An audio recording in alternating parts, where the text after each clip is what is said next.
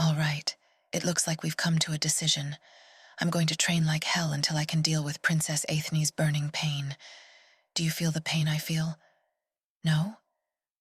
Okay, that's good, because I'm about to regret my life choices.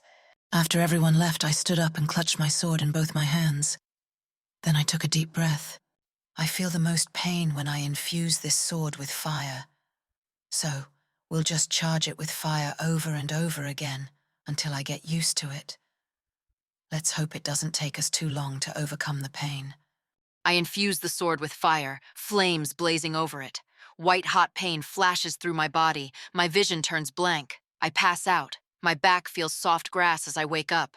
I force myself back to my feet. Then I infuse my sword with flames once more.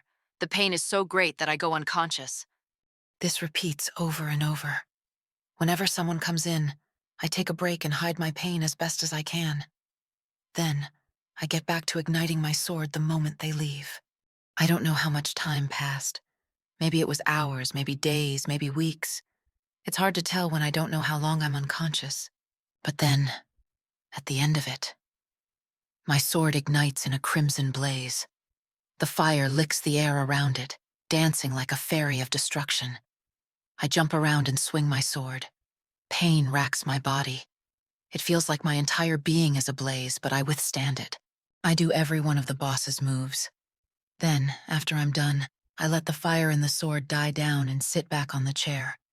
My body is covered in a throbbing, burning pain, but I'm satisfied. We did it. I don't think we're anywhere near Princess Athne's level yet, but we can at least withstand the pain enough to take out most Deathless. Well, most Deathless are pretty weak, but the point still stands. But I don't think that's good enough. Like I said before, a determined enough Deathless can kill you, no matter how powerful you are. They just need to keep trying, and by the time they make it here, they'll be strong enough that they have a chance against us. It's a good thing you guys are with me. You had some pretty good ideas while we were talking about what we should do next. One of you suggested trapping the Deathless since it takes a lot of deaths to kill them. That might work, but they'd get out eventually from starvation. Still, I think trapping them is a good option. Another of you suggested moving the nearest Ember of Longing over a volcano. That would keep Deathless from getting to it, which would mean they'd have to travel longer to get to us. We know that Embers of Longing can be moved. One of them's in my chest, after all, but I don't know how they're moved. The only person that I know who moved an Ember of Longing is King Suiben. We'd have to ask him how he did it, but remember that he's insane. Someone else suggested finding something that gives permanent fire resistance, like a magic ring. I like that idea.